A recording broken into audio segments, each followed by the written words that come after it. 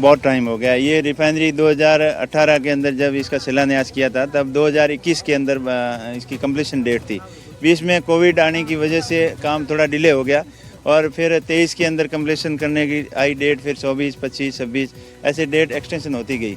मुझे जहाँ तक लग रहा है, मैंने पहले भी पेट्रोलियम मंत्री जी से भी इसकी कंप्लेन की कि कुछ अनुभवहीन ऐसी कंपनियों को काम दे दिया है किसी न किसी के दबाव के अंदर, जिस वजह से ये काम डिले हो रहा है और आगे भयावह आग लगी। आग की जो लपटें थी, जो धुएं का गुबार था, वो काफ़ी किलोमीटर दूर तक देखा जा सकता था।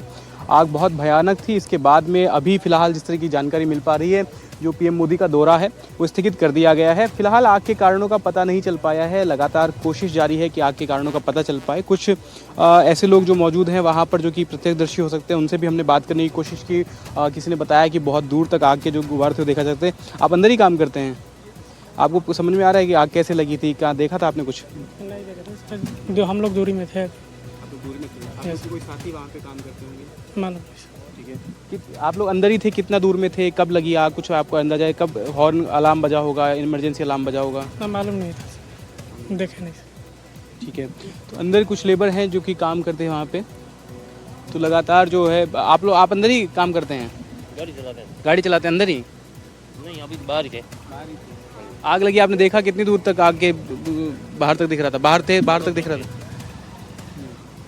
देखिए, लगातार जो आग की जो लपटें थी वो बहुत दूर तक दिख रही थी। हालांकि कुछ लोग हैं जो कि वहाँ पर मौजूद थे, कुछ बता नहीं पा रहे हैं, कुछ बताना नहीं चाह रहे हैं, लेकिन लगातार जो ये बात है, इसमें सबसे बड़े आप लोग थे अंदर? आप लोग अंदर थे? आपने देखा है आग लगी थी? जो साइड में काम कर रहे थे, हम लोग साइड में काम कर रहे थे जी। फिर उसके बाद हम लोग लंच में देखे उधर आग वाग लगी हुई है, तो हम लोग असेंबली पॉइंट में जाकर के खड़े हो गए। कितना का इमरजेंसी अलार्म बजा था? हाँ, वो तो कम से कम 35-40 मिनट तक बजा जी। फिर सब लेबर सब साइड में हो गई, कोई दिक्कत नहीं रहा, आराम से आग बुझ गई, कोई दिक्कत नहीं। कोई वहाँ पे कोई हताहत भी हुआ? कोई नहीं, कुछ नहीं हुआ, कुछ नहीं हुआ। कितनी लेबर वहाँ पे काम करती है? लेबर तो उधर बहुत थी, 5000 लेबर थी, 5000 लेबर। मतलब वो वहाँ पे क्या था एग्जैक्ट हम लोग बता नहीं सकते वहाँ पे कितने लोग थे कितने लोग नहीं थे, क्योंकि हम लोग ये कौन सी यूनिट है जहाँ पे आग लगी?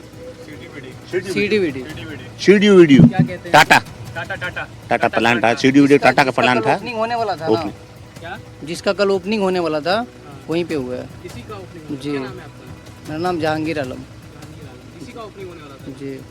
तो बता रहे हैं कि इसी यूनिट का ओपनिंग होने वाली थी कल, और इसी में आग लगी, और इसके बाद में आग का जो धुएं का गुबार था वो काफ़ी दूर तक देखा गया। कुछ और मजदूर जो हैं यहाँ पर हैं, उनसे भी ज़रा सी बात करने की कोशिश करेंगे। लगातार हम कोशिश कर रहे हैं कि कोई क्लू मिल पाए। और भी लोग हैं यहाँ पे जिनसे एक बार समझने की कोशिश करते हैं कि किस तरीके से जो हादसा है ये हुआ, क्योंकि भयानक हादसा और बहुत चिंताजनक तस्वीरें, बहुत विचलित करने वाले दृश्य लगातार सामने आए जब ये आग की जो लपटें हैं, आग के जो धुएं का गुबार है वो बहुत दूर तक दिखाई दिया। फिलहाल आग पर काबू पा लिया गया है, तमाम अधिकारी अंदर मौजूद हैं। लगातार ये कोशिश की जा रही है कि ये जाना जाए कि आखिर आग की घटना क्यों हुई। तो आग लगने के कारणों का अभी तक कुछ पता नहीं चल पाया है। विश्वास हमारे सहयोगी ग्राउंड जीरो पर इस वक्त मौजूद हैं। जैसे इस घटना के बारे में जानकारी मिली, तुरंत हमारी टीम मौके पर पहुंची और विश्वास इस वक्त मौके पर ही मौजूद है। विश्वास, सबसे पहले बताइए कि क्या हुआ था, कैसे हुआ था, क्या जानकारी मिली है, मजदूर वहां पर क्या कह रहे थे जिस वक्त ये घटना हुई? क्या वहां पर मजदूर भी मौजूद थे? देखिए, करीब 30 से 40 मजदूर ऐसे बताए जा रहे हैं कि वो वहाँ पर मौजूद थे। एक चश्मदीद हमें ड्राइवर मिले थे जिनसे हमने बात की, तो उन्होंने बताया कि 30 से 40 मजदूर थे। हालांकि जैसे ही सायरन बजा तो मजदूर जो है तुरंत वहाँ से बाहर निकल आए थे। हालांकि पूरे जो फैक्ट्री है, उस जो रिफाइनरी है, मेरे पीछे आपको रिफाइनरी नजर आ रही होगी, यहाँ पे सायरन बजा, उसके बाद में जहाँ जिसकी यूनिट है, जिस यूनिट के कर्मचारी जहाँ पे काम करते हैं, उन्हें तुरंत वहाँ पर इकट्ठा होने के लिए कह दिया गया, जिस तरीके से इमरजेंसी में जो प्रोविजंस रहते हैं, जो प्रोटोकॉल रहते हैं उसके तहत। लेकिन ये बहुत गंभीर सवाल खड़े करता है, देखिए शुभेंदु, कि इसी सीडीयू यूनिट का डिस्टिलेशन यूनिट जो है, जहाँ पे सारा रॉ जो क्रूड ऑयल आता है स्टोर होता है, वहाँ का उद्घाटन कल पीएम के हाथों होना था। पीएम मोदी यहाँ के लिए आने वाले थे, तमाम जो जाब्ता है वो मौजूद था, प्रशासनिक जो अमला है वो यहाँ पर मौजूद था। ऐसे में सुरक्षा की जिम्मेदारी बहुत स्तरीय होती है। जब पीएम का दौरा होता है तो अलग अलग स्तर पर सुरक्षा सुनिश्चित की जाती है। ठीक एक दिन पहले इस तरीके का हादसा हो जाता है। और ऐसे में बहुत भयावह हादसा हमने देखा, जिस तरीके से दृश्य आए थे। मैं करीब 2 से 3 किलोमीटर दूर वहां पर खड़ा था, उस वक्त यहां पर आने की अनुमति नहीं थी, तो वहां तक भी जो धुएं का गुबार है वो नजर आ रहा था। तो बहुत ही गंभीर ये लापरवाही है, चूक है सुरक्षा में, और ऐसे में जवाबदेही तय करना बहुत जरूरी है, जांच बहुत जरूरी है। फिलहाल मिनिस्ट्री ऑफ पेट्रोलियम डिपार्टमेंट ने जिस तरीके से आदेश जारी पर जवाब दीजिएगा आप, क्योंकि मौके पर ही मौजूद हैं। अभी कारण साफ हो पाए हैं, क्या कारण है, क्यों आखिर आग लगी, कैसे आग लगी? देखिए, आधिकारिक रूप से अभी तक कोई इस बात की पुष्टि नहीं कर रहा है कि क्यों आग लगी, लेकिन जिस तरीके से मजदूर कुछ आ रहे हैं, कुछ लोगों से हमने बातचीत करने की कोशिश की, कुछ ऐसे लोगों से बात करने की कोशिश की जो कि रिफाइनरी के साथ पार्टनरशिप में काम करते हैं, अलग अलग कंपनियों से हैं।